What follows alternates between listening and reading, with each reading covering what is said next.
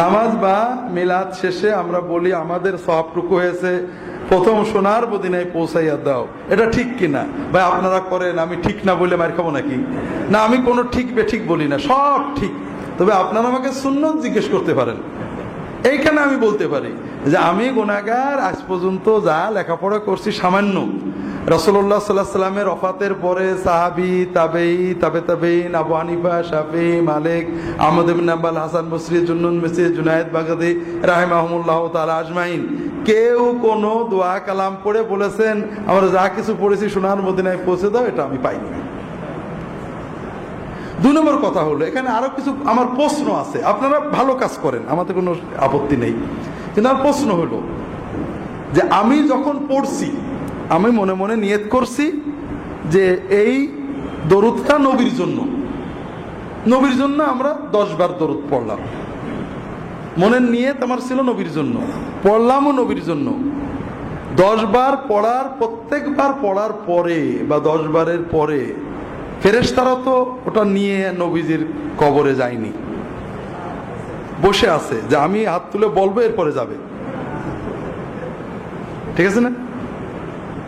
আমি কোরআন পড়ছি মনে করেন, যদিও মৃতদের জন্য কোরআন পড়ার সুন্নত পাওয়া যায় না, তারপর আপনি পড়েছেন আপনার আব্বার জন্য, আম্মার জন্য, আপনি পুরো 1 খতম কোরআন পড়েছেন।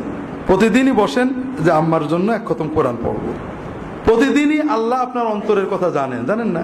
আপনি আপনার আম্মার জন্য 10টা আয়াত, 100টা আয়াত পড়লেন, আল্লাহ দেখলেন, এরপরে খতম হয়ে গেল, তাও আল্লাহ জানলেন। কিন্তু আল্লাহ তো ওই সওয়াব আপনার আম্মাকে দেবেন না। হুজুর এসে বলবে যে আল্লাহ এই সওয়াবটা অমুকের আম্মার দাও, তারপরে দেবে। কি মনে হয় আপনাদের? যতদিন হুজুর না বলবে ওটা আসমানে ভেসে বেড়াবে, তাই না? হ্যাঁ, যেমন আপনারা গল্প শুনেছেন যে খানা না খাওয়া পর্যন্ত রূহগুলো ভেসে বেড়ায়, খানা খাওয়ালে কবরে চলে যায় নাকি? এইরকম সওয়াবগুলো ভেসে বেড়াবে দোয়া না করা পর্যন্ত। এটা কোনো থিওরিতে মেলে না। আমরা যেটা বলবো যে আল্লাহ আমাদের, প্রথম কথা হলো যেটা নিয়ত করেছে ওটা চলে গেছে, নতুন দোয়া করব, আল্লাহ আমাদের এগুলো কবুল করে নাও, এগুলোর ওসিলা আমাদের মাফ করে দাও, আমাদের আব্বা আমার মাফ করো, কবরে শান্তি দাও, মাগফিরাত দাও, রহমত দাও। যেটা হয়ে গেছে গেছে, আমরা নতুন দোয়া করব। কথা বোঝেননি? যেটা বাপমার নিয়তে করে ফেলেছে ওটা চলে গেছে। তো আমরা বড় জোর নেক আমলের ওসিলায় আল্লাহর কাছে আরো চাইতে পারি। আল্লাহ 100 বার দরুদ পড়ছি, এই দরুদটা কবুল করে এর ওসিলা আমার আব্বা আমার মাফ করে দাও, আমাদের বিপদ কাটিয়ে দাও, আমার আব্বা আমার রোগ ব্যাধি ভালো করে দাও। আল্লাহর কাছে নতুন নতুন জিনিস চাইতে হয়। আপনি যদি বলেন যে হুজুর আমার আব্বার জন্য দোয়া করেন, আমি বললাম যে আল্লাহ আপনার আব্বাকে মাফ করে দেন, এটা একটা নতুন দোয়া।